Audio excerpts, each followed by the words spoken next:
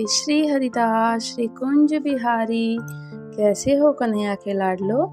आशा करते हैं कि सभी अच्छे होंगे।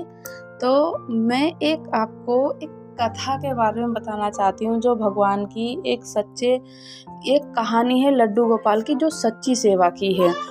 तो सच्ची सेवा जैसे कहें कि हम भगवान के लिए कैसे अपना प्रेम बरसाते हैं, प्रेम करते हैं, या प्रभु जी हम पे कैसे अपना प्रेम बरसाते हैं, या फिर ये कहें कि लड्डू गोपाल की जो कहानी है ये सच्ची सेवा पर आधारित है। मैंने किसी के मुख से सुना और मुझे कहानी इतनी अच्छी लगी कि मैंने ये कहानी आपको बताने के लिए ये वीडियो बनाया और ये कहानी मैं सुना रही हूँ और मुझे बहुत बहुत सुंदर लगी कहानी। आशा है कि आपको भी अच्छी लगेगी। तो आइए जानते हैं कि एक कहानी लड्डू गोपाल की सच्ची सेवा पर आधारित है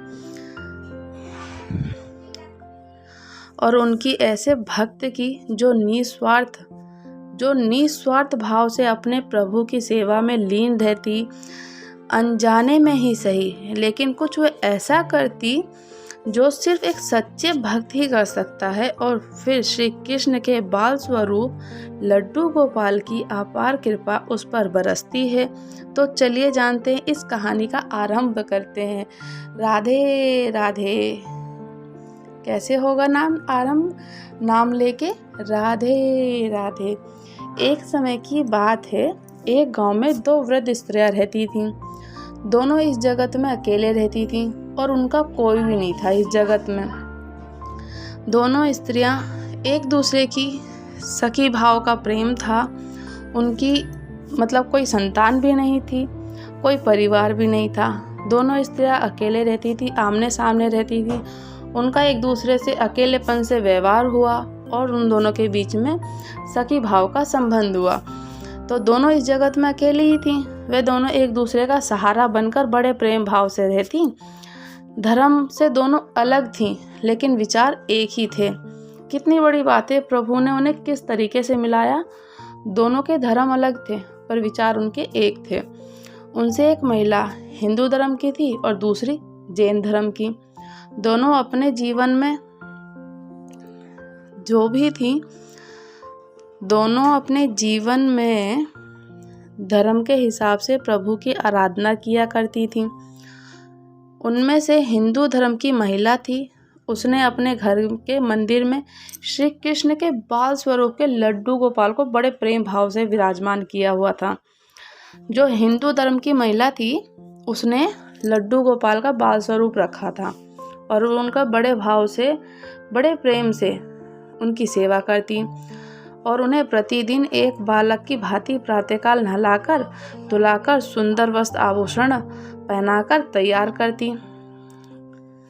वे उन्हें एक बालक के समान ही रखती थीं, इसलिए कहीं भी बाहर जाती उनके लिए फल, खिलौने और कुछ भी, जैसे कि हम कहते हैं ना कि हमारे घर में अगर लड्डू गोपाल जी हैं तो कुछ हम खाने के लिए लेकर के चलें, टॉफ़ी, मिठाई वो लेकर आती और प्रेम पूर्वक उनको भोग लगाती।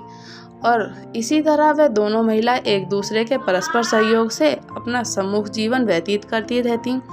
वे दोनों जब पूजा पाठ और सभी कामों से मुक्त होती तब बचा हुआ समय एक दूसरे के साथ सुख दुख बांटते हुए व्यतीत करती। और फिर जब इसी तरीके से उनका एक दूसरे का दुख बांटते हुए समय आया और जब वो एक दूसरे के साथ रहने लगी तो उनका जब तीर्थ स्थान पर जाने का मन हुआ, तीर्थ जाने का जब समय आया तो एक दूसरे के परस्पर सहयोगी बने वो।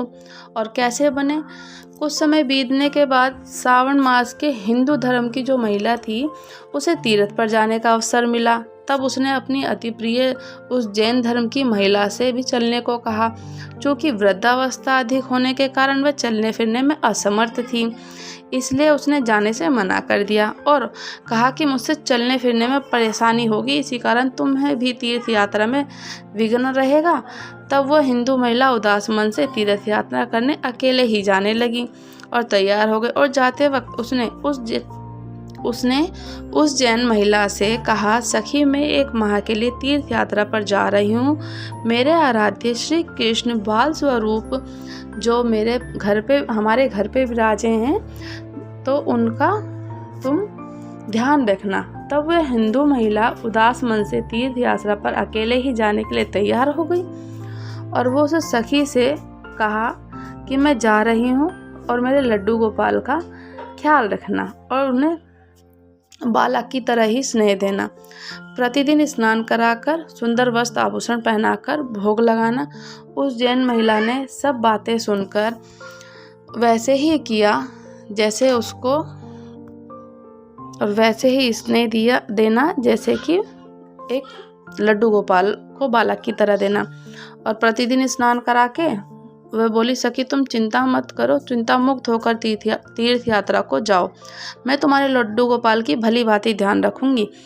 इतनी सब बातें बताकर वह महिला तीर्थ यात्रा को निकल गई और जैन महिला ने सारा कार्यभार संभाला, अपने सानिध्य में लिया और बड़े उत्साह से उमंग के साथ सुबह उठकर खुद नित्य क्रम से निर्वृत्त होकर लड्डू गोपाल के स्नान के लिए तैयार करती और स्नान आदि करा के सुंदर वस्त्र धारण कराती।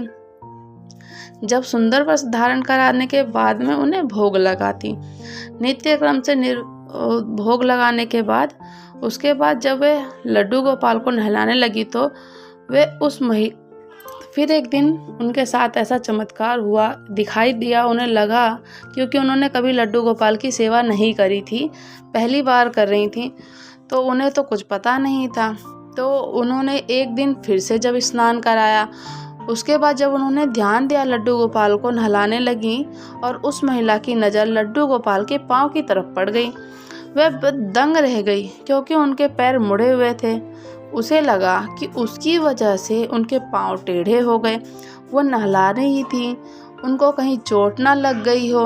उनके मन में ये भाव आया कि मुझे नहलाते समय कहीं मेरे प्रभु को चोट ना लग गई हो और उनके पाँव टेढ़े इसलिए हो गए हैं। इसका मुख्य कारण ये था कि उस महिला ने जब भी उन्हें लड्डू गोपाल को देखा था, वस्त्रों के आभूषणों में ही देखा था, सुसज्जित रूपों में देखा था, कभी वैसे देखा ही नहीं था घुटनों के बल बैठे हुए, उनका बाल स्वरूप नहीं देखा। तो इसीलिए वो बड़ी परेशान हो गई और सोचने लगी कि मैं अपनी सखी को क्या कहूँगी। उसने इतने विश्वास से मुझे ये जिम्मेदारी थी और मैं उनके लड्डू गोपाल की सेवा नहीं कर पाई। और उसे याद आया कि उसकी सखी ने कहा था, लड्डू गोपाल सिर्फ एक प्रतिमा नहीं बल्कि जीवित होते हैं। बस फिर क्या था, उसने निश्चित किया कि एक दिन प्रतिदिन उनके पैर की मालिश करेगी और वह दिन में कई बार ऐसा ही करने लगी।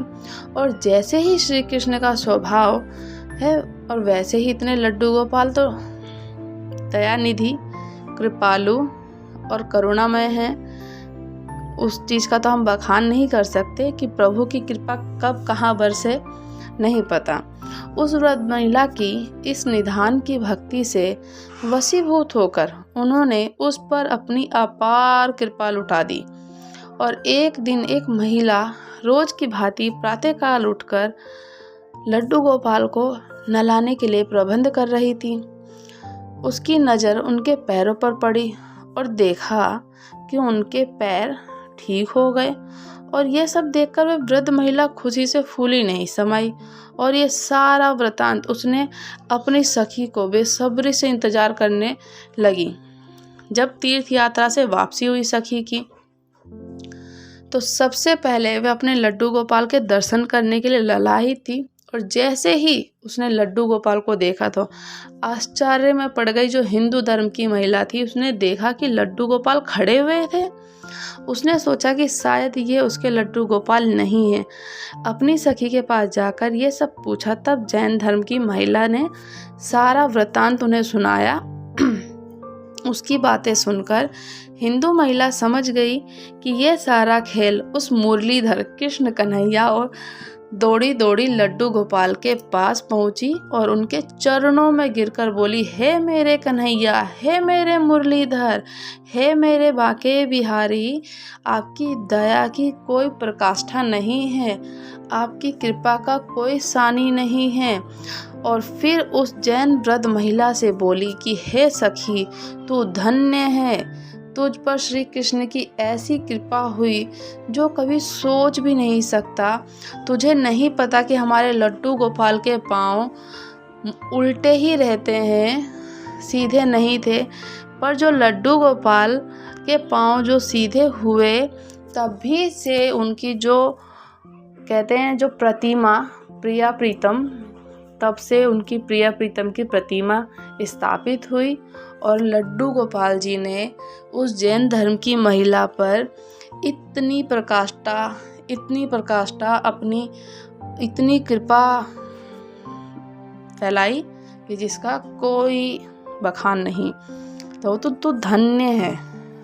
और ये कथा इसी तरीके से इसका अंत होता है। तो आपने देखा कि प्रभु जिसको भी अपनी सानिध्य में लेते हैं तो उसे पहले तो अपने पास बुलाते हैं और फिर उसको अपने चरणों में रखते हैं, और उसके बाद उनको ऐसी लीलाएं करते हैं, अद्भुत लीला करते हैं, तरह तरह की लीला करते हैं। अपनी लीला कर कर के ना सभी भक्तों को दर्शन भी देते हैं और उनके मन की जानते हैं और उनको सद्गति की ओर ले जाते हैं। तो इसी तरीके से आप भी लड्डू गोपाल, प्रिया प्रीतम, हरि विष्णु व्रत हो एकादशी के, और कुछ भी कार्य हो, प्रभु का नाम लेकर के कार्य करें, भक्ति भाव में रहें, सनातनी धर्म की तरफ बढ़ें, परंपराएं अपनाएं, और हमारे चैनल को, चुनमुन रानी चैनल को भी सब्सक्राइब करें। राधे राधे। श्री हरिदास श्री कुंज बिहारी।